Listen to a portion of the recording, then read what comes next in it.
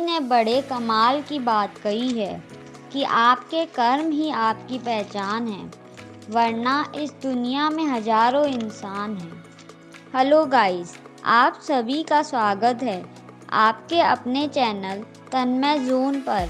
आज हम आपके लिए एक छोटी सी कहानी लेकर आए हैं। यह कहानी है एक जादूगर की, जो जादू दिखाने के लिए धीरे धीरे प्रसिद्ध होता जा रहा था।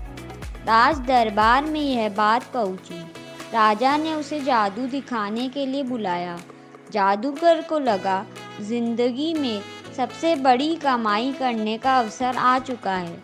जादूगर यह सोच रहा था कि वह सबसे अच्छा जादू दिखाएगा और सबसे ज़्यादा इनाम राजा जी से पालेगा। दरबार में पहुंचा, सोचते हुए जा रहा था कि कौन सा जादू दिखाऊं। जब वहां पहुंचा तो उसे लगा कि सारे जादू तो दिखा चुका हूँ, आज कुछ नया करता हूँ। तो जादूगर ने राजा का मुकुट ही गायब कर दिया और जैसे ही मुकुट गायब हुआ, दरबारी हंसने लगे। राजा साहब को यह अपनी तौहीन लगी। वो गुस्से में आ गए। उन्होंने कहा कि इस जादूगर को काल कोठरी में डाल दो और 7 दिन के बाद इसे मृत्युदंड दिया जाएगा, फांसी की सजा दी जाएगी। जादूगर गया था जादू दिखाने के लिए, वह इनाम पाने के लिए। उसे कोठरी में डाल दिया गया। उसकी पत्नी को बात मालूम चली। वह रोती बिलखती पहुंची अपने पति से मिलने के लिए। वह जाकर के देखती है कि उसका पति मुस्कुरा रहा था। उसने कहा कि पागल वागल तो नहीं हो गए हो, 7 दिन के बाद में तुम यह दुनिया छोड़ के चले जाओगे और तुम मुस्कुरा रहे हो। जादूगर ने कहा कि चिंता क्यों करती हो, अभी 7 दिन का समय है, अभी मुस्कुराओ, खुश रहो, सब ठीक होगा। पत्नी को लगा कि पति पागल हो गया है, मौत को सामने देखकर के बातें पागलों जैसी कर रहा है। वह चुपचाप वहाँ से चली गई। रोज उससे मिलने के लिए आती। वह रोज कहता कि 6 दिन बचे हैं, 5 दिन बचे हैं, 4 दिन बचे हैं।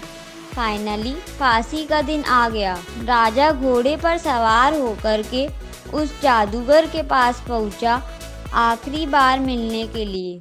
और जब उसने देखा जादूगर ने कि राजा घोड़े पर आया है, उसके दिमाग में एक आइडिया आया। जैसे ही राजा वहां आया तो जादूगर उदास हो गया, रोने का नाटक करने लगा। राजा ने कहा कि हाँ भाई, क्या हुआ? उस दिन तो मुकुट गायब कर रहा था, जादू दिखा रहा था। आज जब तेरे सामने फांसी है तो तुझे रोना आ रहा है। जादूगर ने कहा कि नहीं महाराज, मरने से नहीं डर रहा हूँ, मरना तो सबको है। मुझे इस बात का डर है कि बरसों से एक कला सीख रहा था, अपने घोड़े को उड़ना सिखा रहा था, उसे उड़ाना चाहता था। वह काम बस एक साल में पूरा होने वाला था। अब मैं वो कला अपने साथ ही लेकर के दुनिया छोड़ जाऊंगा। मुझे इस बात का अफसोस हो रहा है।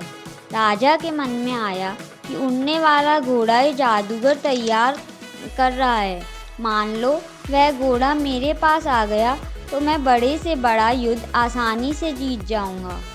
बड़े से बड़े युद्ध में बड़े से बड़े राजा को ऐसे ही हरा दूंगा। उड़ने वाला घोड़ा मेरे पास होना चाहिए। इसी लालच में राजा ने उससे कहा कि जादूगर, एक काम करते हैं, 1 साल का समय देता हूँ।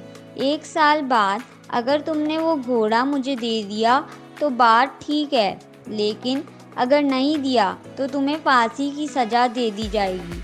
तो 1 साल के लिए इसको बरी कर दिया गया। जादूगर सीधा अपने घर पहुंचा। वहां जाकर देखता है मातम छाया हुआ था, लोग रो रहे थे, रिश्तेदार आए हुए थे। उसकी पत्नी रो रही थी, लेकिन अपने पति को जिंदा देखकर मुस्कुराने लगी, खुश हो गई। सब लोग खुश हो गए। आधे 1 घंटे के बाद में सब लोग चले गए। घर में पति पत्नी बचे थे। पत्नी ने फिर से पूछा, एक बात बताओ, राजा ने छोड़ कैसे दिया? तो जादूगर ने कहा कि एक शर्त पर छोड़ा है। 1 साल के अंदर मुझे उन्हें उड़ने वाला घोड़ा देना है। तो पत्नी जो है फिर से गुस्सा होने लगी, कहने लगी कि पागल हो गए हो क्या? तुम वादा करके आ गए, उड़ने वाला घोड़ा हम बना ही नहीं सकते। जादूगर ने कहा, मालूम है मुझसे नहीं बन सकता, लेकिन 1 साल का समय है। इस 1 साल में खुश रहो, मुस्कुराओ, जिंदगी को जियो, बस यही कहना चाहता हूँ। पत्नी ने कहा कि फिर से तुम्हारा ज्ञान चालू हो गया। जादूगर ने बहुत समझाया कि खुश रहो, सब ठीक होगा। और कमाल यह हुआ कि उस 1 साल के अंदर ही राजा की मृत्यु हो गई। 3 महीने के अंदर घोड़ा मर गया। कौन सा घोड़ा, कौन सा राजा, बात ही खत्म हो गई। जादूगर जो कह रहा था कि चिंता मत करो, बात बिल्कुल सही रही। ये कहानी हमें जिंदगी जीने का असली मतलब सिखाती है। हम में से बहुत सारे लोग आज में खुश नहीं रहकर फ्यूचर की चिंता करके दुखी होते हैं। तन्मय जोन एक बार फिर आपसे कहेगा, जिंदगी में टेंशन ही टेंशन है, फिर भी इन लबों पर मुस्कान है, क्योंकि जीना जब हर हाल में है तो मुस्कुराकर जीने में क्या नुकसान है।